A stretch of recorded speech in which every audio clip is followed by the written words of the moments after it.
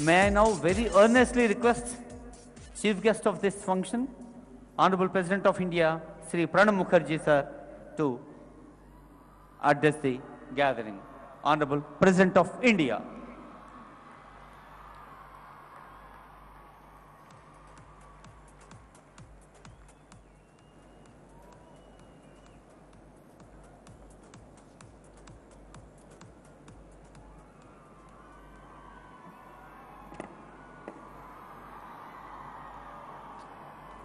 Honorable Governor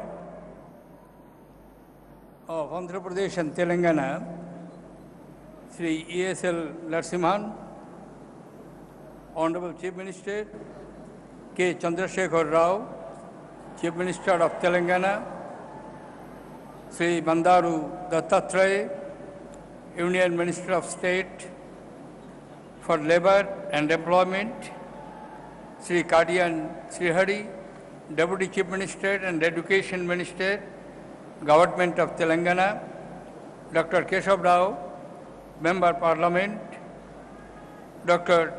Banthu Rammohan, Mayor Greater Hyderabad Municipal Corporation, Professor S.R. Ramchandran, Vice Chancellor, Osmania University, Professor Chaudhary Gopal Reddy, Registrar, Osmania University, members of the Executive Council, academic, Senate, faculty members, distinguished guests, dear students, ladies and gentlemen.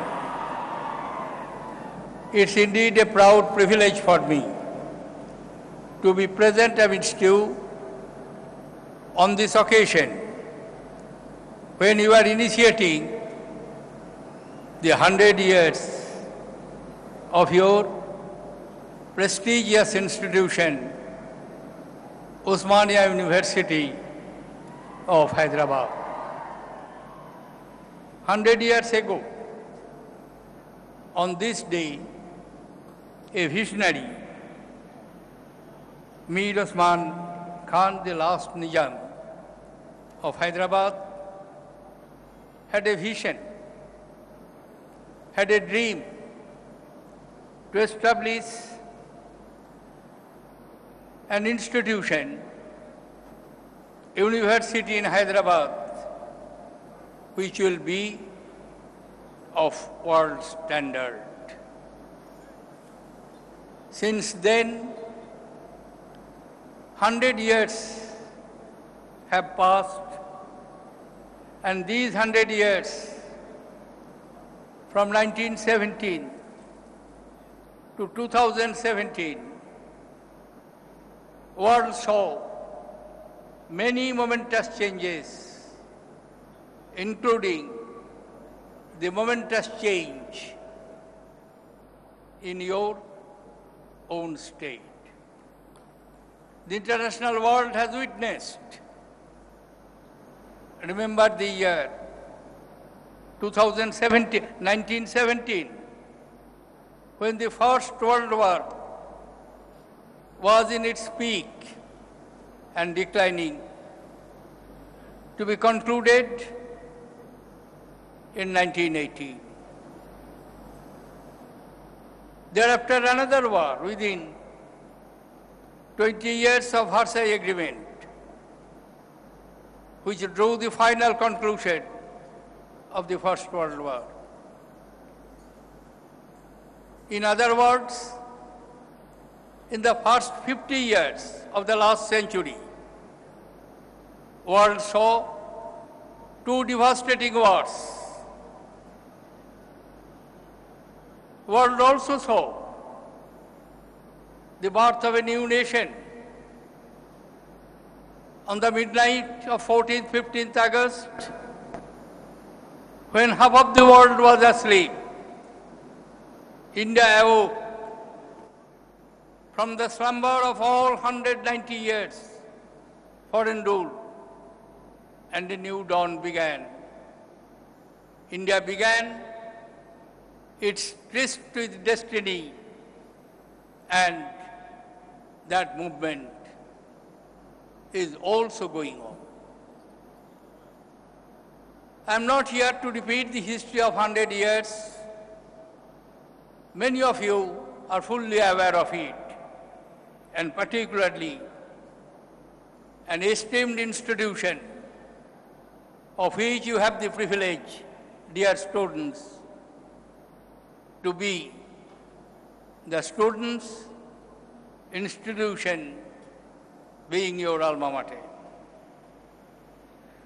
On this occasion, I would like to have a few reflections on the objectives of our education system, of institutions of our higher learning, particularly the universities. Many years ago, when in 1956, the University Grants Commission was established, Pandit Jawaharlal Nehru, the Prime Minister of India at that time,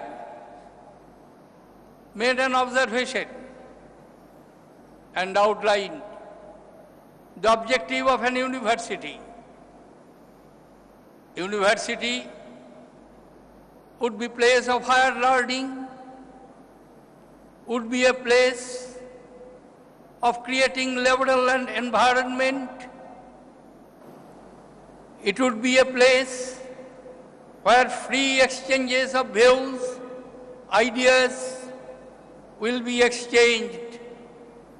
It will be a place where mighty minds, both in the form of teachers and students, would interact with each other without any bondage, without any external imposition.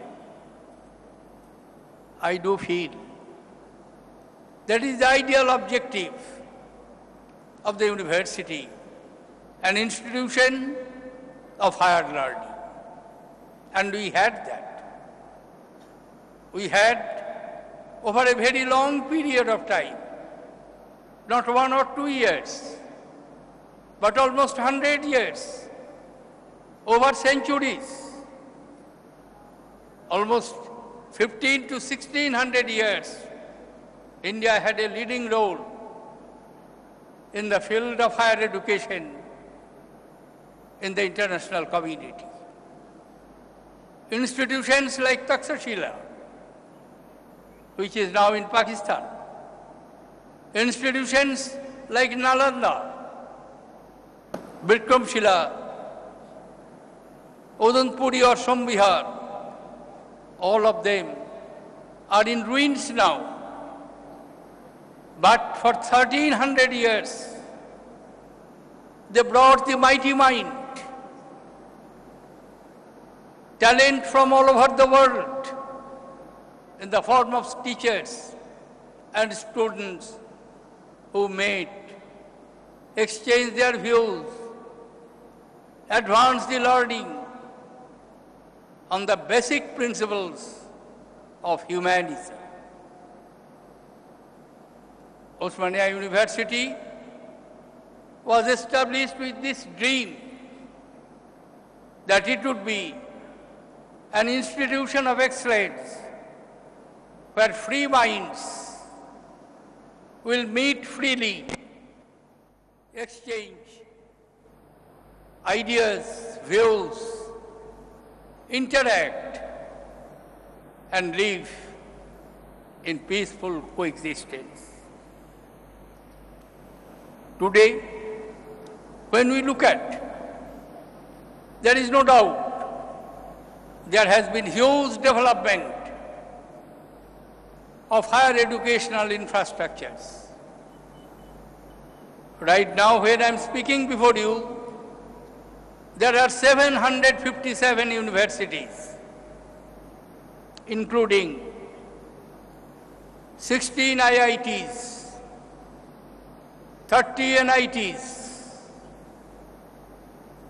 scores of IISERs, institutes of higher management. Quite a few of them have made their marks.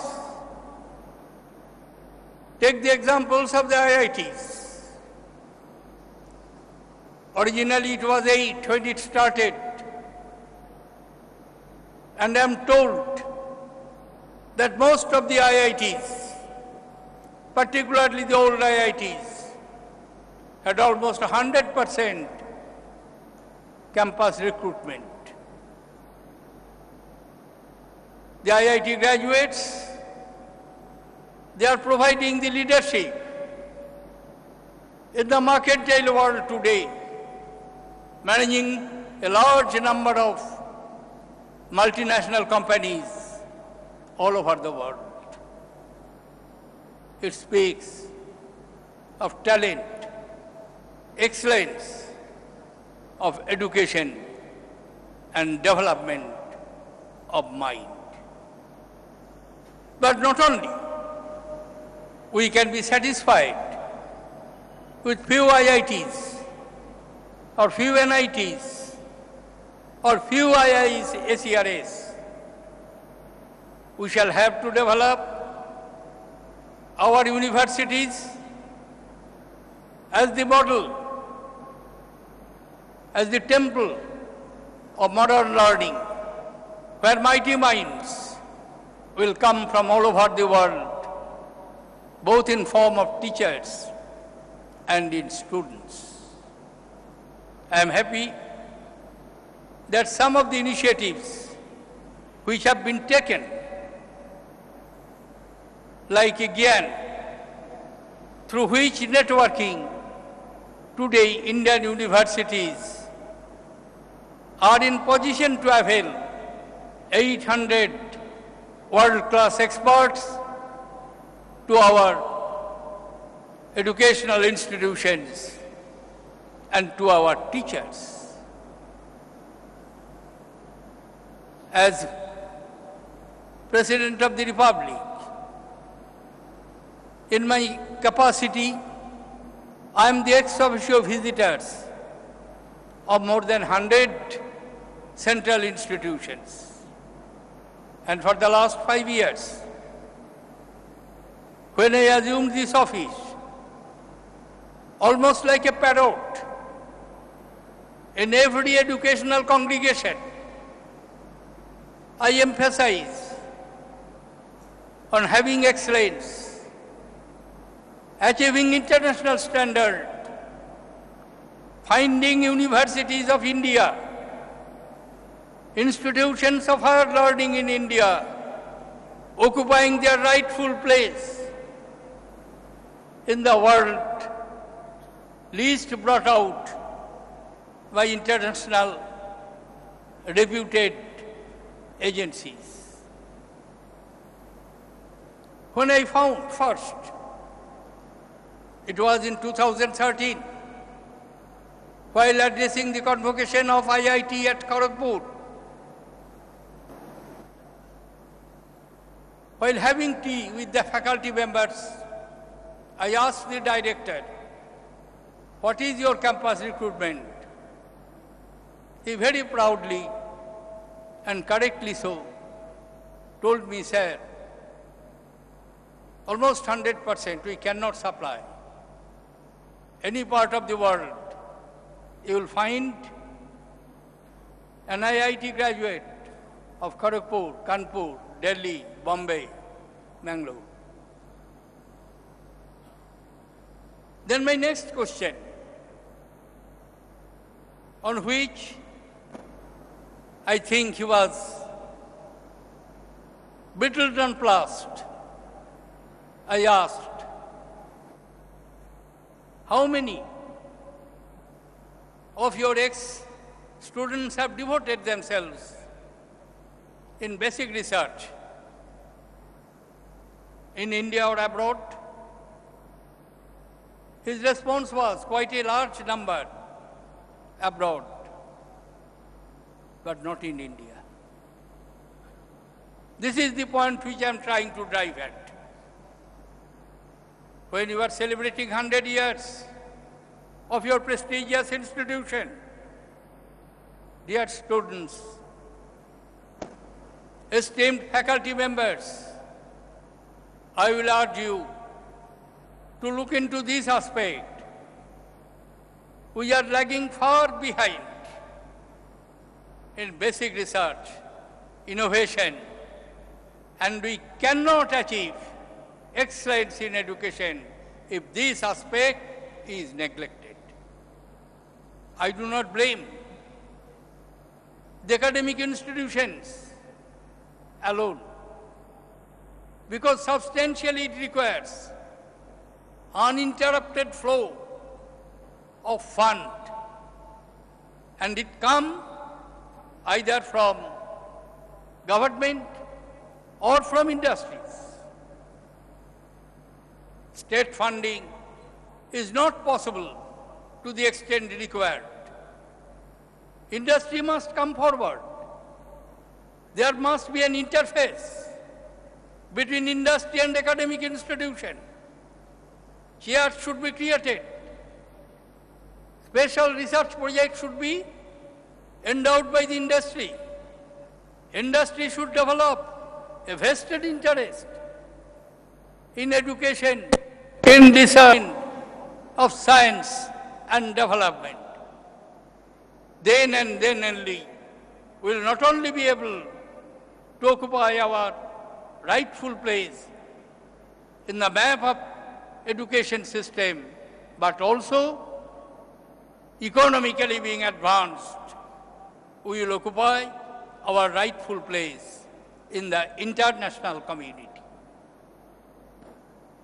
I will not prolong my observations, because what I am telling you, there is not a single thing which you are not aware of, particularly these distinguished faculty members. What I am trying to emphasize, that this idea is to be reflected in action, so that when we celebrate another milestone, maybe after 10 years, maybe after 15 years, I will not be there.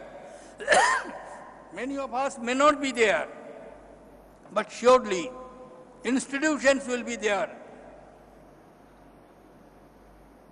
And we can claim that yes, we have achieved this milestone from the centenary of Osmania University. Maulana Abul Kalam Azad, the first education minister of India, and while founding the education system in this country, always emphasized on three things: research, innovation, and interaction with the society. We cannot live in isolation. Academy of higher institutions or higher learning must have close interlinkage with its hinterland and the society and surroundings in which it is located. And if we have, I'm sorry, I have very bad throat, but on the one hand, as we will have interface with academy, industry, to advance our research, academic excellence, to create new faculties, to have new chairs, to have new departments, to start new projects which are relevant, updated, and which will help to develop our mind, sharpen our intellect. On the other hand, we shall also have to try to resolve the problems of the locality, the problems which can be solved easily, which is within the possibility, realm of possibility of us. If we do that, then the institutions will also have its deep root not only in its academy, in its students, but also the society at large. I am deeply grateful to the authorities of the university for inviting me to participate your joyous centenary celebration. And on this occasion, I can only wish you Godspeed, all success in your mission, in the mission of the founder to have an excellent institution in Osmania University of Hyderabad. Thank you, dear students, ladies and gentlemen. Jai Hind. Very kind of you, Honorable President, sir, for your kind and inspiring sentences and imbibing innovative thoughts in the society. Very kind of